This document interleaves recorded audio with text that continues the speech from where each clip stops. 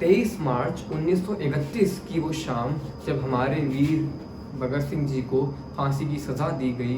दोस्तों, शायद आप लोगों में से बहुत कम लोग ये बात जानते होंगे कि फांसी से ठीक 2-3 घंटे पहले उनके वकील ने आकर उनसे मुलाकात करी, और जब उनके वकील ने उनसे पूछा भगत सिंह जी से कि आपकी आखिरी इच्छा क्या है, दोस्तों पता है उन्होंने क्या जवाब दिया?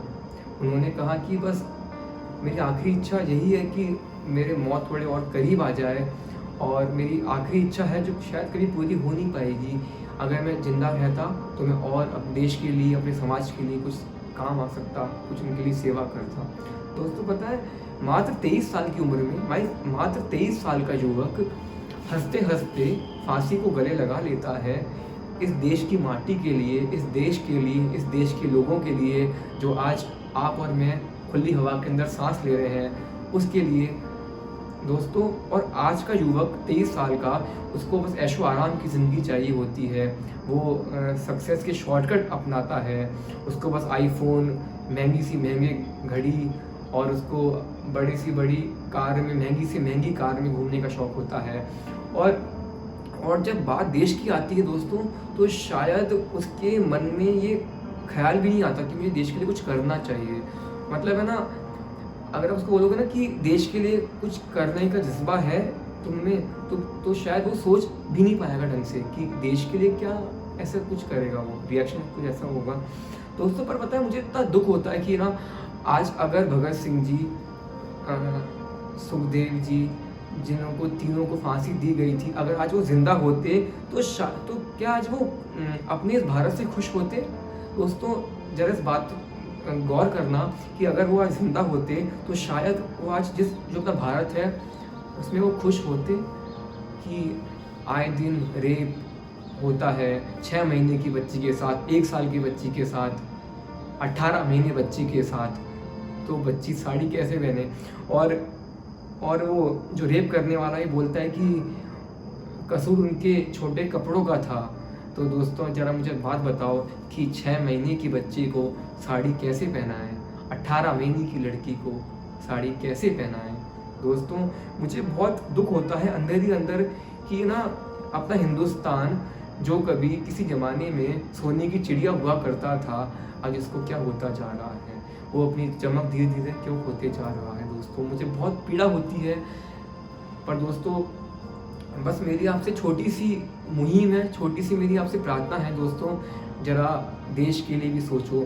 जो आज अपने वीर सैनिक जो आज सरहद पर तैनात हैं, जो दिन रात अपनी मौत को हथेली पर रखकर आपकी रक्षा कर रहे हैं, हमारी रक्षा कर रहे हैं, हम इस आज़ाद भारत में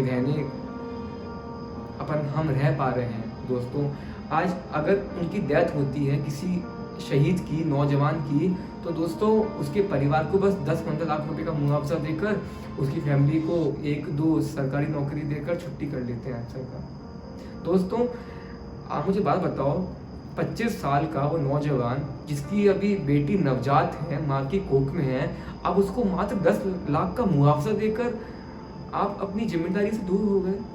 मतलब जो देश के लिए दिन रात, और बड़े बड़े फिल्म स्टार होते हैं, मैं उनका नाम तो नहीं लेना चाहूँगा, बड़े बड़े फिल्म स्टार होते हैं, उनको लाखों करोड़ों मिलते हैं, आईपीएल मैच में खिलाड़ियों को करोड़ों रुपए मिलते हैं, पर एक देश का एक सैनिक जो अपनी दिन रात, जो अपने देश का रियल हीरो है, उसको शायद दोस्तों पुलवामा अटैक में जो अपने सैनिक शहीद हुए हैं, गलती से भी आपको एक सैनिक का नाम तक याद नहीं होगा दोस्तों। और अगर बात आती है अपनी फिल्म इंडस्ट्री की, बात आती है क्रिकेटर्स की, दोस्तों आपको उनके परिवार के लोगों का नाम भी उंगलियों पर याद होगा, किसके कितने बच्चे हैं, उसकी वाइफ का क्या नाम है दोस्तों। तो दोस्तों मुझे इस बहुत दुख होता है कि जो देश के रियल हीरोज़ हैं, किसान हैं, जो दिन रात मेहनत करते हैं, आज दोस्तों सुसाइड कर रहे हैं।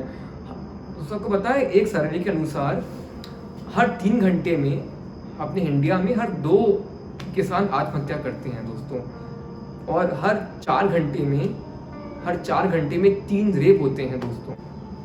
तो मुझे बहुत दुख होता है इसको सबको। और है ना, आए दिन टीवी चैनल्स पे कंगना रिया करते रहते हैं, 3 महीने से कर रहे हैं। और जो लोग मजदूर हैं, जो लोग अपने घर तक नहीं पहुंच पाए, जो रास्ते में उनकी डेथ हो गई चलते चलते लॉकडाउन के अंदर, उसके बारे में कोई बात तक नहीं करता। सोनू सूद जो इतना अच्छा जिन्होंने काम किया, एक बार बस हेडलाइंस में आए फिर गायब हो गए। जो अच्छे काम करते हैं उनको तो दिखाना ही नहीं चाहते अपने न्यूज़ चैनल्स, जो रियल हीरोज़ हैं दोस्तों। तो मुझे आपसे मेरी एक ही रिक्वेस्ट है, भले आप मुझे मेरा दोस्त मानिए, बस मेरी आपसे एक ही रिक्वेस्ट है कि ना थोड़ा सोचना इस बारे में। जो बेरोज़गारी है, जो दोस्तों बेरोज़गारी की तो कोई चर्चा ही नहीं है दूर दूर तक। आए दिन अपने जो यूथ जनरेशन है, जिसमें स्किल्स हैं, जिसमें डिग्री, जिनके पास वेल क्वालिफाइड डिग्री है, उनके पास नौकरी तक नहीं है। बस मुझे इसी बारे में आपसे बात करनी थी दोस्तों। बहुत बहुत शुक्रिया। और बस एक बात दोस्तों, चाहे ज़िंदगी में कुछ भी हो जाए, बस मुस्कुराना मत भूलना।